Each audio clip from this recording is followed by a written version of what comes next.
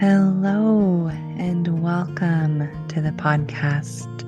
Every moment is sacred, where we interweave meditation and healing into everyday life. I am your host, Rain Elizabeth Stickney. Now, let us begin. Hey, welcome. Thank you so much for your presence. I am thrilled to have you here and so excited to introduce one of my very good friends, Nicki Koethner. Nicki is an expressive arts therapist, meaning that she has a master's degree in expressive arts therapy and is a licensed marriage family therapist. She has a private practice in Berkeley, California, and online, where she conducts sessions in English and in German. She is German born and raised and came to the States to live in New York for 9 years in 1991. And from New York, she moved to the San Francisco Bay Area, which is where I met her at the California Institute of Integral Studies. We both were studying expressive arts therapy, and she continued on with the program. And most of the way through, I decided, oh, wait, I need a bit more spirituality in this part of my graduate education. So I made a turn, and she completed the path that we began together. And here she shares her wisdom about narcissism, about narcissistic personality disorder, the narcissistic wound, narcissistic tendencies, and those affected by narcissism, meaning that sometimes a person has a relationship with a narcissist, whether it's a narcissistic parent or a narcissistic partner. And so we look at the healing of the whole, healing for the narcissist. And in therapy, it's usually the people who are affected by narcissism that go in for treatment or support. So we look at all of that together. We also look at culture and the macrocosm of humanity. This is a juicy and deep, multi-layered conversation. Nicki is also an adjunct faculty at the California Institute for Integral Studies, as well as at Sofia University. She has been deeply involved in the International Expressive Arts Therapy Association, and she facilitates healing ceremonies, workshops, and rituals. She is such a delight. I know you will love her. She has a unique way in the world that is grounding and inspiring. You can find out more about Nicki by going to her website, express-explore-expand.com. express-explore-expand.com. As I mentioned, Nicki is a somatic expressive arts psychotherapist, educator, consultant, and multimedia artist who specializes in transforming trauma into empowerment. So take a good listen, open your heart and mind, and enjoy all that Nicki has to offer.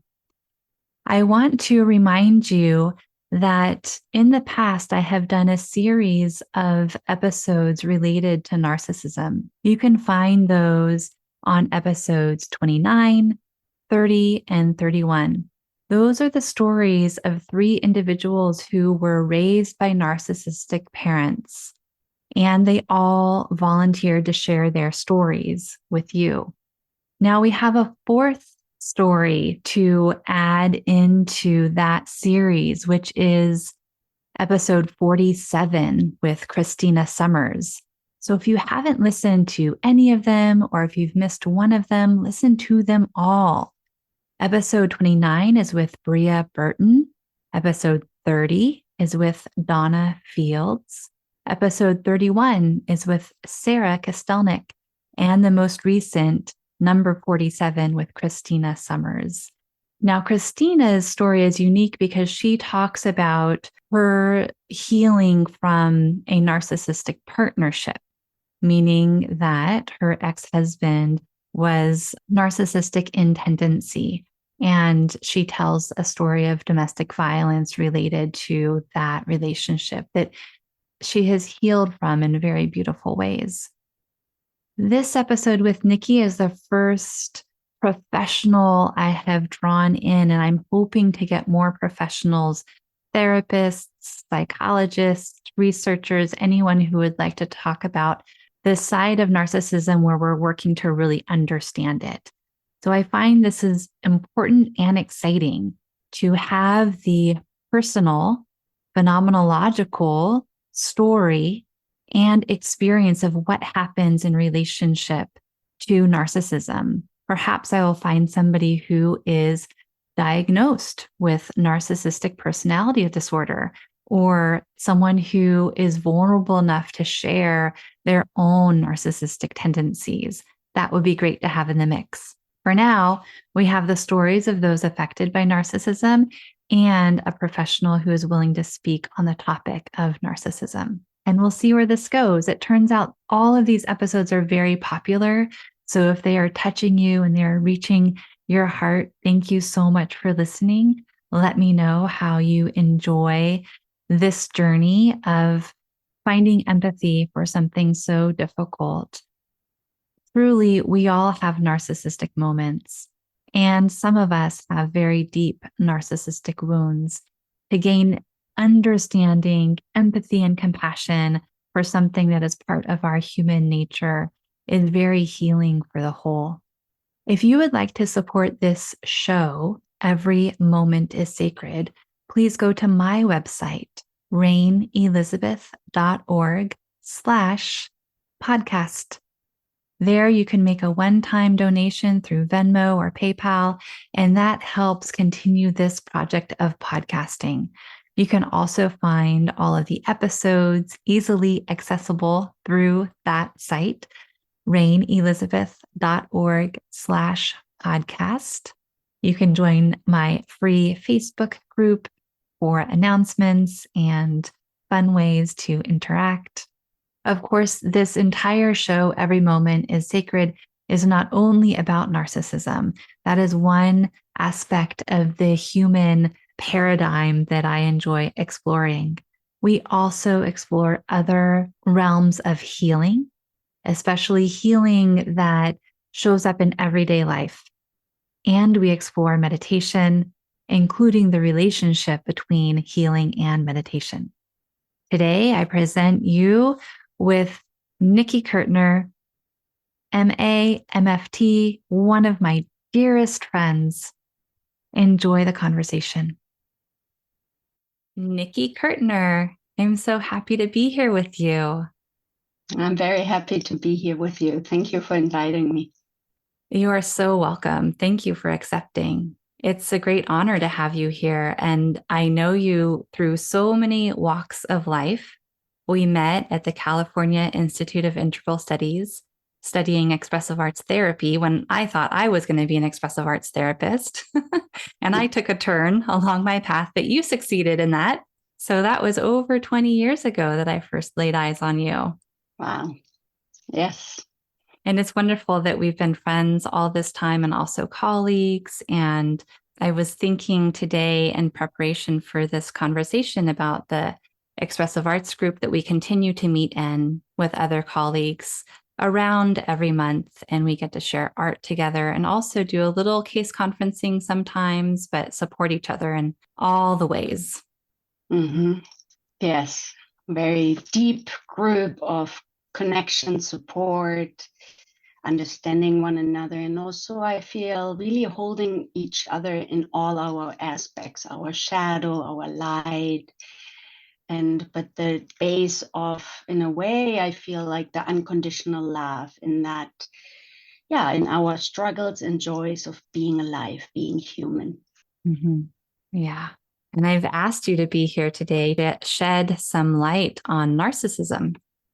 And so I want to say a little bit about, I want to help myself kind of circle into our conversation and share that you are an expressive arts therapist, you are an educator and a consultant, a multimedia artist. And one of the things that I really respect about you, Nicki, is that I find you have a wonderful way of bringing your experience from being born and raised in Germany and immigrating here to the US and living here for, gosh, how long have you lived here in the States?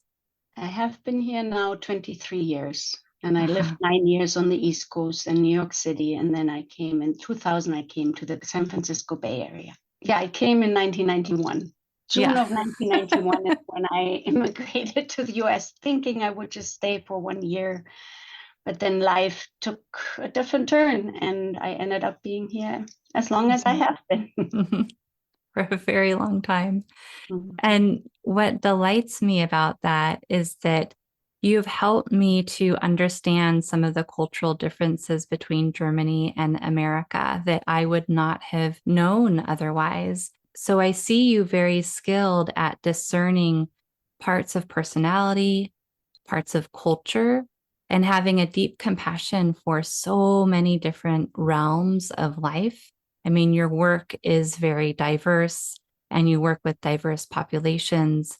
And so we can get into all of those details, but just to honor you and pay reverence to your natural and skilled ability to see a person for who they are and also understand them psychologically.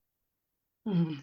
Thank you very much for that recognition. And yes, I do see myself as some people call world citizen, right? I'm a human being on this planet, and having had that experience of living in different countries, as well as, having an experience of being connected to an international community through my work with the International Expressive Art Therapy Association, where I've also had the honor of meeting people from different parts of the world, really has continued feeding me and really looking at the essential nature of our humanity and humanness, as well as, yeah, some cultural differences. But there is also the unifying field of being human that's actually not that different throughout the world.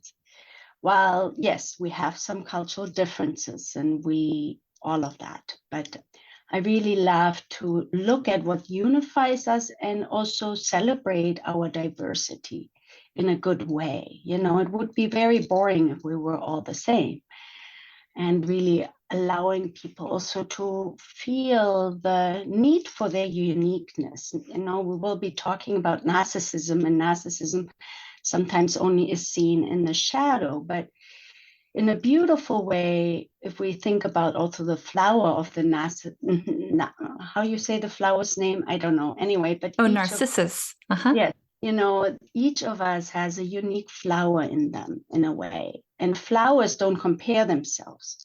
The wound of narcissism is when we don't feel that essence of the beauty of our own flowerness. I like to call it flowerness, I guess. Anyway, but and that's what we can learn from the plant world, from the nature, although we are part of nature. But we can learn from the other species that they don't question who they are in their essence, while we humans often struggle with that because of the imprints of society, of culture, that conditions us away from our true self, our true essence that wants to shine, wants to blossom, wants to share them as they are, and not need to be like others, you know? Mm-hmm. What is happening for the narcissist when they're in a narcissistic moment? We can start there, but I also want to just highlight, I think, on what I would say, one essential need for all humans is to be loved. And the truth is actually we are love. We came through love. But our experience, of course, has not always been that. And most humans struggle on some level on not feeling loved.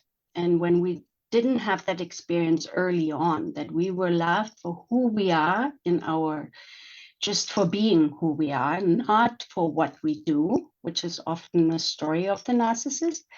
Some narcissists were raised in households where they were only conditionally loved for performance, for accomplishments, and that's where part of the injury comes. I'm not loved for who I am truly, but I'm loved for what I produce, how I make you look. Mm-hmm. And, and then we also as humans have this need for belonging, for being part of something. And again, often in the narcissistic wound, what's happening is I never had that sense of belonging truly, which then also makes it harder to feel that sense of belonging inside of myself. And so a narcissist doesn't develop, and there's a spectrum. Narcissistic personality disorder is on the extreme, and some people fall under that category. And then we have also narcissistic tendencies. We do have, people who are inflated narcissists or deflated narcissists, and I can go deeper maybe into all these differences. But at the core of the narcissistic wound, let's put it, is a deep sense of shame and a deep sense of inadequacy and a deep sense of emptiness. Not emptiness in a more spiritual sense, but emptiness where I don't feel a core inside of myself. I cannot feel a deep core within myself. So that's also why I start treating others as extensions of myself that I need for a supply of feeling better about myself. From object relations, which is one psychological theory, it's basically the narcissist never developed a core sense of self. It developed a split in a way between good and bad, right? And that's also where the need for superiority, inferiority comes in. And where the difficulty is whenever a narcissist feels criticized, out of a sudden that threatens that sense of self that doesn't exist in the first place. Mm-hmm. So when I feel criticized, I have to put you down to feel better, because it's intolerable to feel even worse about myself, because at the core, I already feel bad about myself, but I can't tolerate feeling it. So I have to put others down. Mm-hmm. I have to dominate. I have to make them wrong. There are different terms that a lot of people nowadays are familiar with: gaslighting, or love bombing.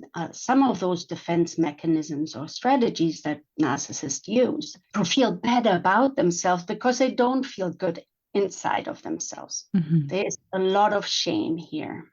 But then there are also other narcissists that, they might not be aggressive outwardly or put others down, but they might be passive aggressive. They might withdraw.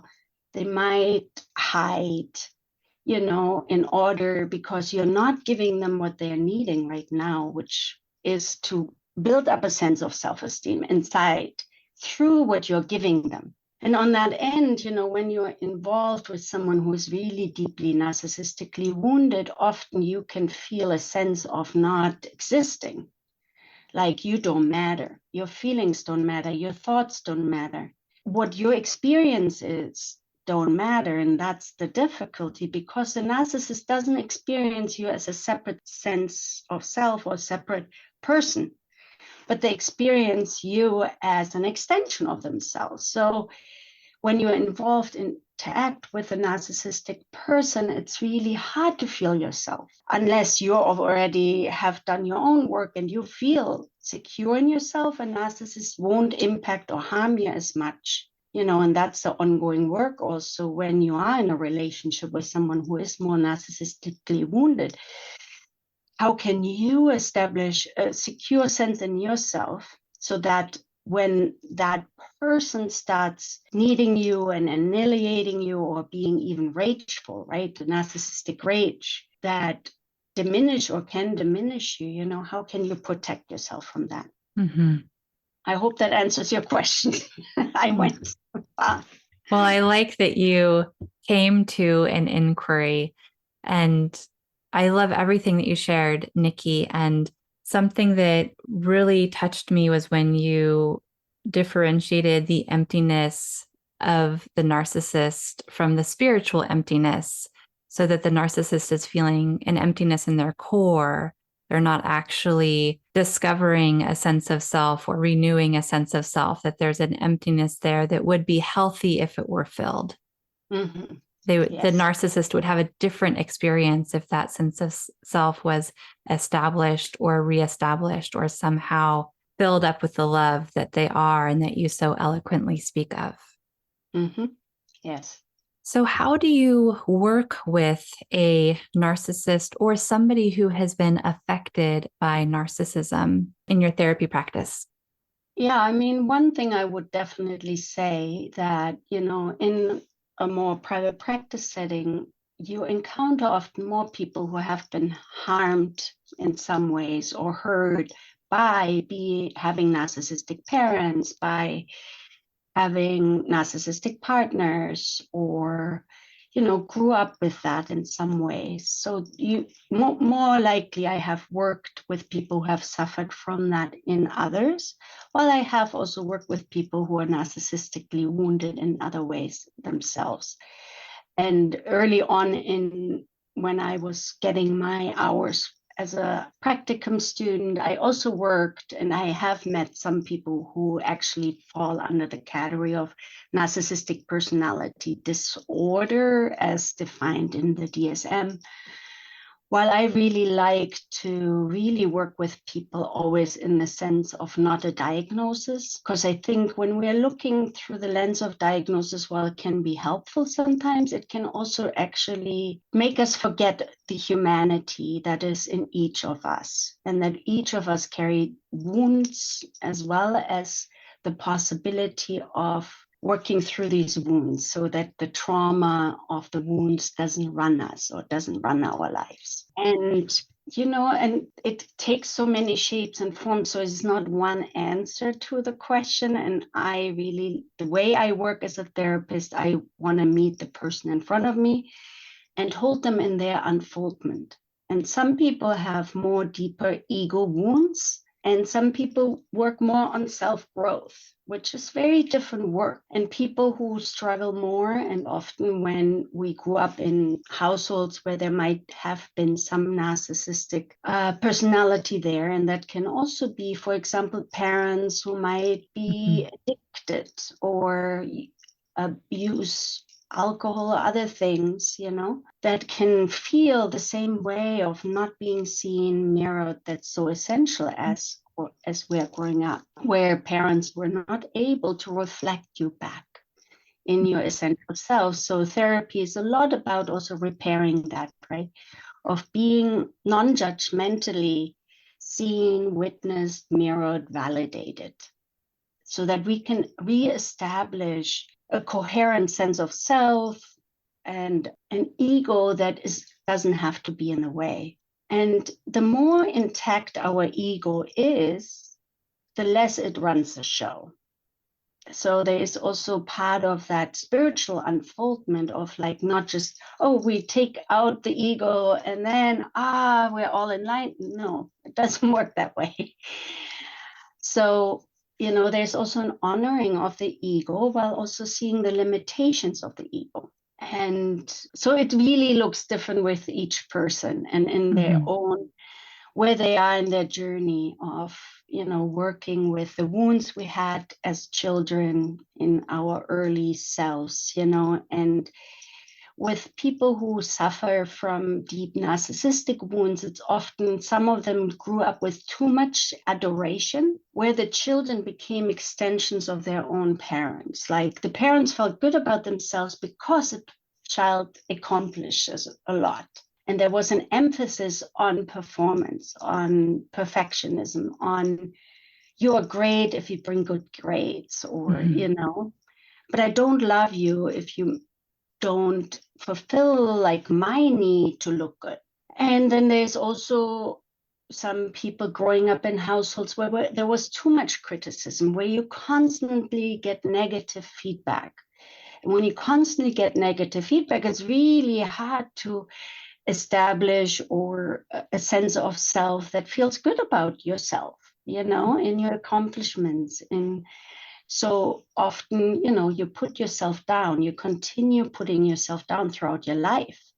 So there's a lot of healing around that. How can I work with not just seeing myself through the lens of the critic, the judge, the I'm not good enough, right? And how can I come back to really experiencing myself with I will make mistakes in my life. I won't always succeed. I will make, and that's human. And so I see in my work, there's a lot of like loving ourselves as we are and bringing in the compassion and reversing the internalized critic we have or the externalized, right? We go in either into shame or blame. And both of them are movements away from not feeling the pain of the inside that feels bad at the core. So much compassion and understanding that I feel from you and from the work that you've done with your clients. Mm-hmm. And I heard you make a really good point. I want to see if I'm understanding it. I heard you say that in the narcissistic dynamic between parent and child, if there is a narcissistic parent and the child is experiencing this reality where their true selves are not being honored or even really seen or acknowledged, that child sometimes grows up and learns to be attracted to experiences where they also will not be seen. Like if they were to abuse alcohol, for example, or other things where they can continue to not have their true self be noticed or honored or recognized because that's what they know from their upbringing. Yes. And I'm Yeah. feeling the sorrow of that wound of course, that person would likely so want to be known for who they are and yet have a pattern in place for them because of their upbringing where how does a person move beyond that experience? Like if I were that person that I'm describing, what would you recommend? How would I go about allowing that true self out? I mean, there's so many different paths, to reestablish and to nourish and feed our true sense of self, and different people will take different paths. I do think therapy is one of the ways of really allowing ourselves to be witnessed in a new way, in a different way than what we might have experienced in our childhoods. And then there's beautiful other spiritual practices and plant medicines and being in nature, in finding true sense of belonging in communities where there is an atmosphere of love, unconditional love, of compassion, of kindness that can really help us to regain a different sense of self, right? A different, much more true to the essence of love that most of us have not experienced because most of us grew up in a culture of violence, of domination, of oppression. And we all have suffered from different isms, right? And the isms like white supremacy or sexism, classism, and racism, all of that, are based on this actually narcissistic wound of somebody is better than or less than. While the truth is that nobody is less or better than you. And to come to that and establish it within ourselves that we are all part of this interconnected web of life. There are different practices that speak to us in different ways. There's many, I would say also any type of breath work, body work, because our body stores so much wisdom and can really help us heal.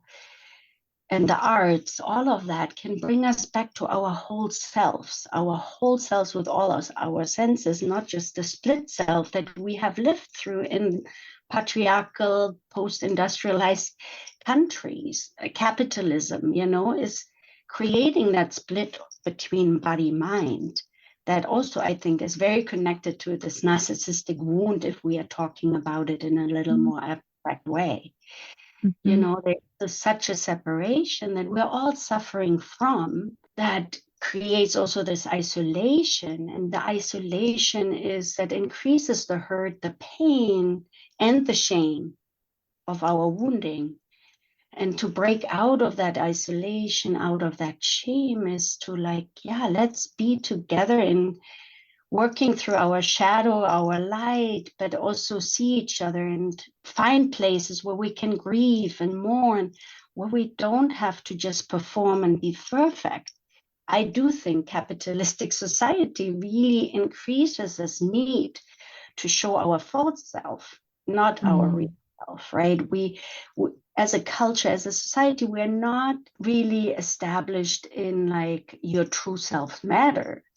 No, actually, the culture reinforces like, yes, you have to look a certain way, you have to have a certain thing that produces this sense of inadequacy, even if we're not suffering from a narcissistic personality disorder. We also, I think most people, or what I see in my practice, what I have experienced in myself, when I'm more disconnected, I do feel that power of that inadequacy that capitalism brings forth in us, and the marketplace of telling us, you're not enough if you don't have this or that. Buy more, be bigger, be greater. And unfortunately, it also has now infused our spiritual communities in a different way, you know. So, how to come back to that more deeper understanding of the beauty and that love that exists when we are connected to the deeper universe, the cosmos, the earth in itself, the earth that we truly are, right? We are part of the earth, but we have been separated. I feel a deep resonance with that discovery of true self and the nurturing of any split, whether it be body, mind, parent, child, good, bad, healing all of those splits into the oneness that already exists. But as long as we're seeing the illusion of separateness, that's the reality we're living in. And so capitalism can influence the illusion of split. Who has more? Who has less? Who can do this? Who cannot do this? And culture and society can also influence these human tendencies to see separateness and to experience separateness in oneself. And yet the healing that I hear you speaking so beautifully about is to come back to the interconnectedness and the oneness that we all are. Yes. And this is, I think, for me also where, and that has been speaking to me and helping me in this journey.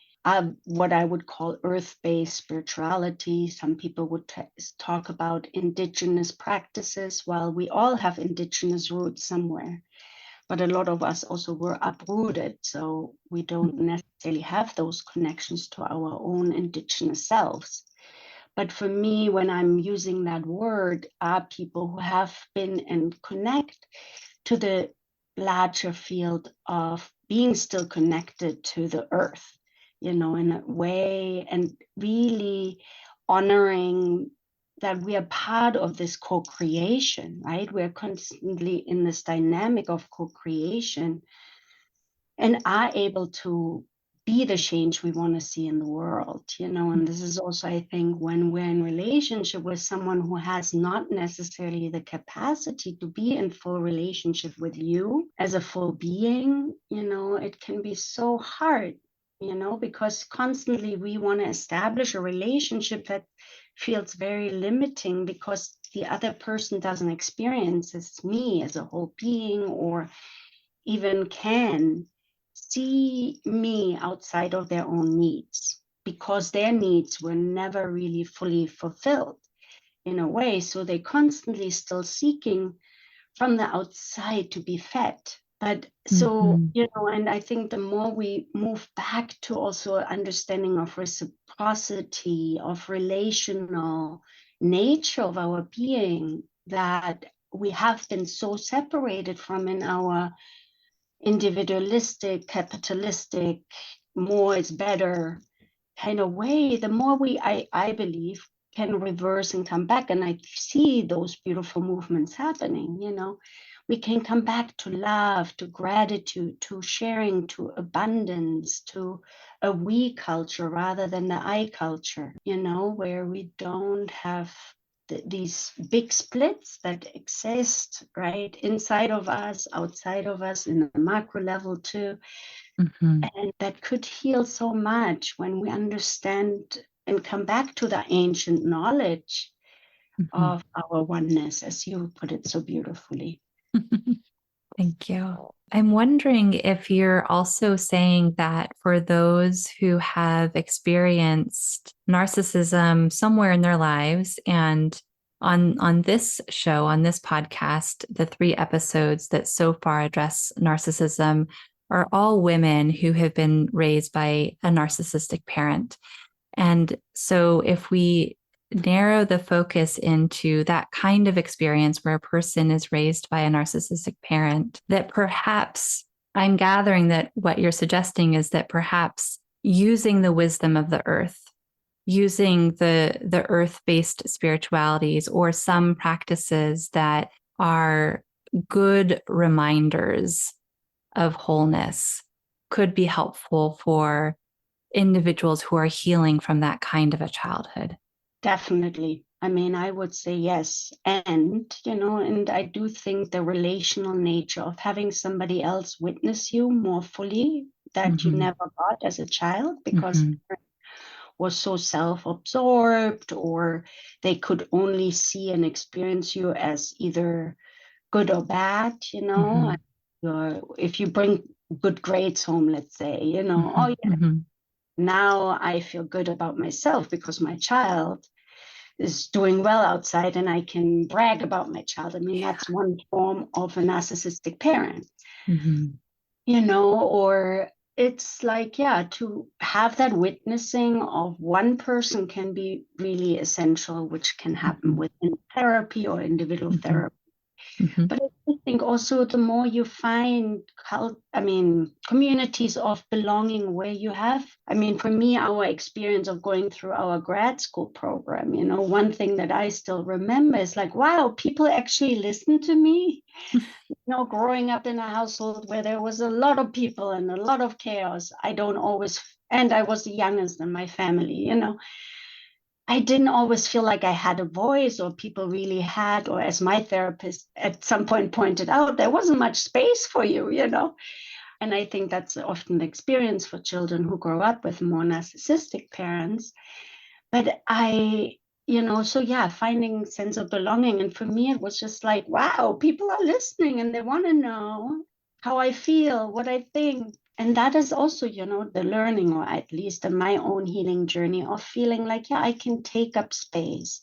I can share what I feel, what I think, and I'm not going to get punished or yelled at or dominated or told I'm wrong, or have that experience of I don't matter or my feelings don't matter. So again, also in my own healing journey, it was essential. I did authentic movement, I did body tales, and these were practices that helped me to feel more comfortable and at ease being seen, being witnessed in my authentic self, rather than the self that might wanted to please others. Or because that often is also a result of growing up with a narcissistic parent, can be you want to please others in order to be loved. You make yourself small because that's the only way to avoid maybe a narcissistic rage, right? Or so all these strategies we learn when we grow up with certain reactions, and to reestablish ourselves to feeling that sense of safety. But while safety is very subjective, but safety for me is also, I feel a sense of belonging within myself. I'm coming back to feeling that home within myself. And in the healing journey, it's helpful to have people also in our group, to have friends and people who can see you much more fully and love you for who you are, not for what you do, or Mm-hmm. Mm-hmm. in the healing process, I would say. Mm-hmm. Absolutely. Yes, safety for me is also alignment with true self. Mm-hmm. Yes. I really appreciate all your sharing, Nicki. And I'm still attuning to that person who is healing from these kinds of childhoods. And I'm thinking about when a person comes to adulthood and they've done a considerable amount of healing, but it comes to the moment where they have to decide how to have a relationship with or not have a relationship with their narcissistic parent. What kind of wisdom might you share about that part of the journey? That's a very good point, and I definitely have that worked with various of my clients, and some or one person in particular I'm thinking of. For them right now, they have decided not to have contact because they notice whenever they are in contact with that parent, they get re-injured of that essential beginning of the wound where it was never about them as a child. And they often heard actually stories about how they're not good enough in various forms. And they try to establish having a connection with their parents who live in a different country, but because also of their own child, because they wanted for the child to have an experience of having grandparents. But then it continued being that whenever being in contact, it was really hard and painful. And for them right now, the best thing is not to have contact. While, of course, that also brings up some sorrow, some sadness, some grief, especially when the parent is still reaching out. Mm. But sometimes that's the best way for some people to really have no connection because it's just too painful to consistently, especially if the other person doesn't do any of their work, Mm-hmm. Mm-hmm.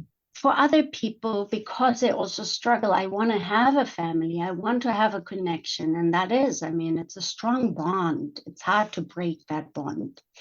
And since we also have that basic need of belonging, right? And so when we work with that, okay, I want to have connection. While it's not easy, while I don't feel good, I don't feel like I can be myself when I go or be with family.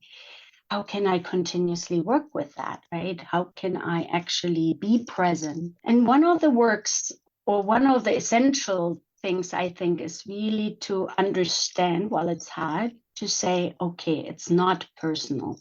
The more I can realize that whatever my parents do or don't do, the way they act, they might never ask me questions about my life, really. They're not really interested in what I have to share or whatever, right? It's all about them, or it always goes back to them and their problems, their pain, their whatever else. Or they might just ask you about your accomplishments and they don't want to know anything of your true feelings or authentic selves. And that is painful. But to remember and telling yourself, okay, it's not about me, what's happening, the way they act, if they're grateful or not, or they are cold and withdraw or withhold their love. Mm. It's not about me, it's about them, it's their pain. And the more I can distance myself in a way, right? And that's hard, especially as children. And I like what Ram Dass said, if you think you're enlightened, spend 5 days with your family, because that's where a lot of our stuff gets highlighted. But if the more I can practice, and this has been helpful in my own way, okay, whatever the other person is doing and not doing is not about me. That has really helped me to be in connection when there are more painful dynamics, where certain things in me get triggered, where I don't feel seen, respected, heard, Mm-hmm. or that I matter, or that my voice matters, if it's the lack of presence with the other, from the other. So yeah, that I think is super helpful. It's super helpful to also realize, okay, where can I get my nourishment from outside of that family or that difficult relationship? Who can give me that or help me also understand, where partners, friends can come in to say, hey, no, that makes sense. That hurts, right? To have another external witness that can validate you when the person that you want validation from doesn't do that to you. So having your other people to remind you, no, that makes sense that you would be angry. It makes sense that you're sad, kind of getting that validation from somewhere else, I think is also helpful. So reestablishing, making sure you have other connections. And then I do think, again, that going back to the earth can help us in the sense of animals. Why do we love them so much? Because they are giving us unconditional love. Why do we end up watching a lot of movies? Is I think because we can watch the drama from outside without being involved, and they can't talk back to us. So distancing, externalizing, that's also where the arts come in. You can dance, move, sing, all of those, walk in nature, swim, all these kind of ways of nourishing yourself can help to deal with the drama that happens when we are in that painful or toxic relationship, and or we want to get away from it, or it's so hard to, okay, I want to leave this partner but I can't, because I think it goes back to what you asked earlier, that in some ways we sometimes repeat back, right? We're used to not being with someone who is fully present with us. So I will repeat that, and I'm seeking healing in that, and I will repeat that in finding partners who are unavailable, or chasing people who are unavailable, or, so I repeat that in some ways also. And I do think it's helpful to recognize that also in the framework of I'm seeking healing, sometimes in ways that's not necessarily healing. And sometimes it takes us forever to continue and repeat the same mistakes over and over again till, but to having compassion with ourselves, patience with ourselves in that process of, maybe I repeat back again and again to heal the abuse I suffered. But sometimes it takes a long time. And I think one of the difficulties, when people are caught in a toxic, narcissistic dynamic with a relationship and they can't leave their partners, or where it's even maybe involving domestic violence, the level of self-betrayal is often what hurts people the most, that they haven't been able to leave. Why am I doing this to myself, right? Why am I staying? And how much courage it takes to get out. Because of course we're also getting some love and the love bombing or whatever, but that is also part of where we need to forgive ourselves, and understand, okay, it's hard to leave, and I wasn't able at that time to leave some of my thoughts. It takes so much self-love and compassion to come back to oneself and say, hey self, I know it's so hard not to leave, and to be right there with oneself in that crux, crux of decision. Do I leave? Do I stay? It hurts to stay. I'm scared to go, in any toxic relationship. And I also like this phrase I came across in some research I was doing, identifying the narcissistic person as an emotionally immature person, that there's an emotional immaturity, which brings about some compassion for me, where I think that sometimes, not necessarily what we're talking about or what has been talked about previously on this show, but in general, there can be some name calling, like, oh, that person's a narcissist, or da da da da da. We can throw the term around. And I'm so glad to be able to speak with you, Nicki, because it's bringing to light more of what narcissism is, and the compassion for all of us, those affected and those struggling with narcissism, that we're all human beings. And there's no need to call names, but we can look at the difficulty. We can look at the harm. We can address the abuse. We can find the safety, if it's alignment with oneself, or actually getting out of the household or the relationship, or witnessing parents divorcing, or whatever the case may be. There are different kinds of safety, but coming back to, we're human, we're in this together, and let's build those communities around us that allow for belonging. Let's find the self-love within us. And then this very illustrative point that I heard you say again and again, find that therapist or that healer, that practitioner who can see you for who you are, so that you can heal relationally and really be seen by that one person, because the original wound was likely with one person at some point. And then you get to know yourself as someone who is worthy of being acknowledged, seen, honored, supported, empowered. And then gangbusters, just the stars shoot off in all directions from that fullness. Hmm. Yeah, so beautifully put. And I like also what you're saying. And it brings up this point about bullying, right? Bullying is also, again, one of those expressions of narcissism, we could say. And it's often easy to just see and point the bully out rather than also seeing the hurt of the bully. And to really go a little deeper of like, okay, what's happening for the bully that they need to act the way they act?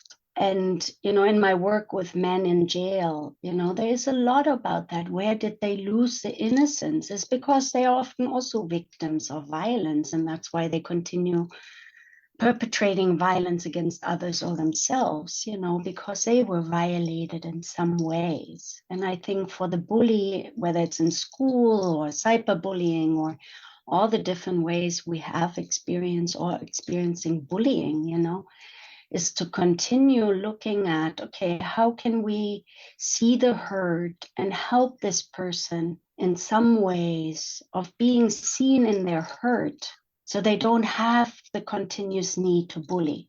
And so this is not denying the harm that bullying does to the people who are experiencing being bullied. That needs to be acknowledged as well and addressed. But it's again also that, we're addressing the behavior, not the character.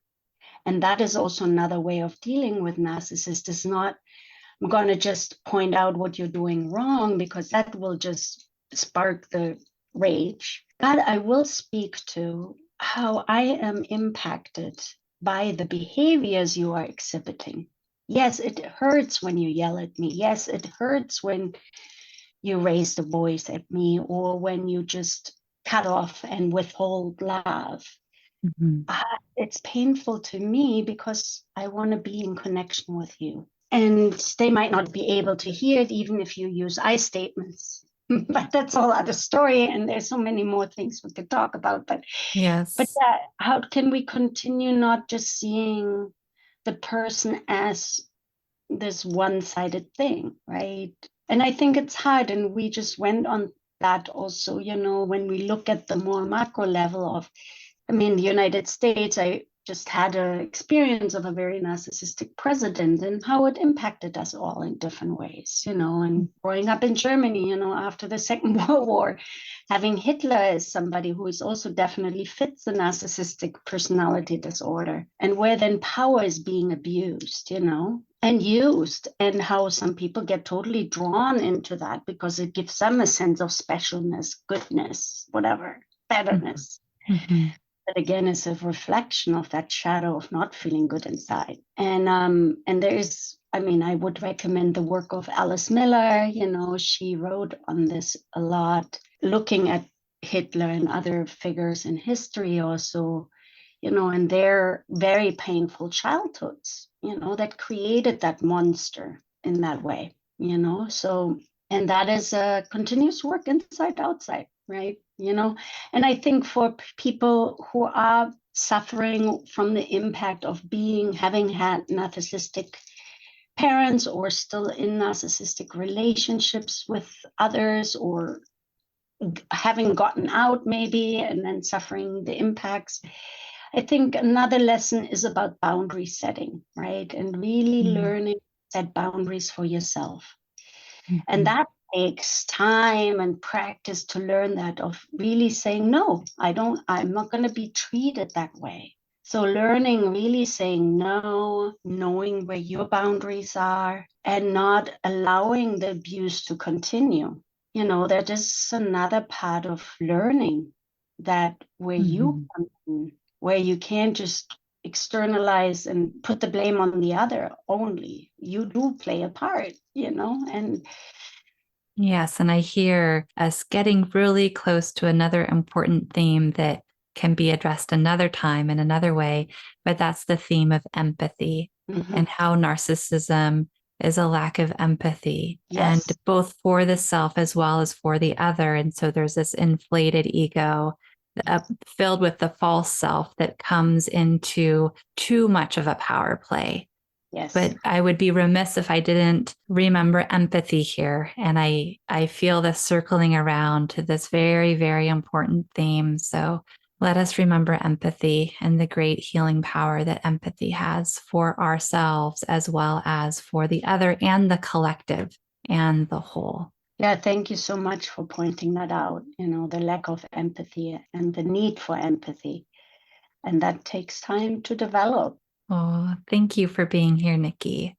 Yeah, thank you for having me. And it's really, feels really beautiful because there's so many different levels to it, and different ways of looking at it. And I hope it has been helpful for people listening in. For me, it has felt very nourishing because some of the ways I spoke about it today, I've never spoken in the same way about it, and next time I might be speaking differently about it. But it is a beautiful way of holding us all also in this unfoldment of ourselves, right?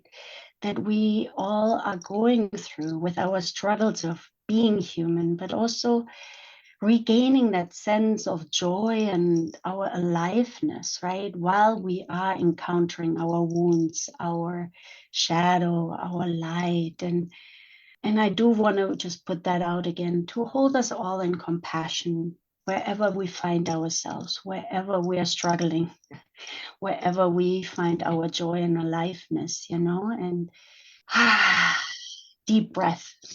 Yes.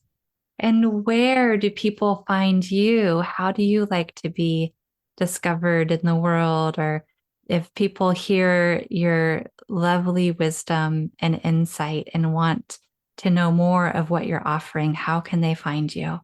They can reach me under my website, which is www.express, explore, expand with the dashes in Yes. between. And then there's also my email, nkoethner, MFT at yahoo.com, which is NKOETHNER, MFT at yahoo.com. And those are some ways of reaching me. Yes. Express explore expand.com. Yes. Yeah. Well, I'm sure everyone will want to reach out to you. So be on the lookout for lots of hands raised wanting to gain more of your insight and wisdom, Nicki. Yeah. I am looking forward to that and patient if I don't respond right away. Currently, my life is very full, but I am, delighted, and I'm also happy to share more of this because I am enjoying just talking about it. My practice right now is more or less full as a therapist, but I like teaching. I like, sharing some of this, and I love dialogue. Also love sharing more about utilizing the arts to get in touch with our souls and hope to find more ways of doing in-person retreats around that too, because I do feel like the arts can help us to express what is unexpressible with words sometimes, especially when it's trauma, whether it's large or big trauma, and also recovering from the wounds of our childhood, but also our current lives, and coming back to the essence of our soul. And that is for me why I love utilizing the arts in all its forms, dance, movement, breathing, ritual, ceremony, writing, poetry, music, and to come back to our full aliveness, not just our heads. Yes. Yes. The whole being. Yes.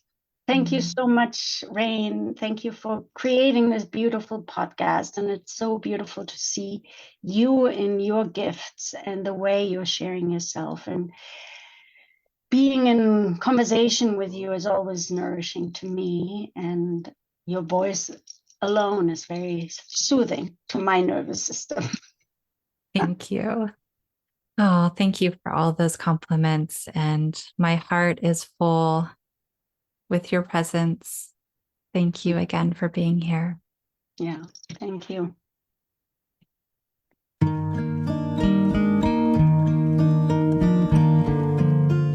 Thank you so much for listening.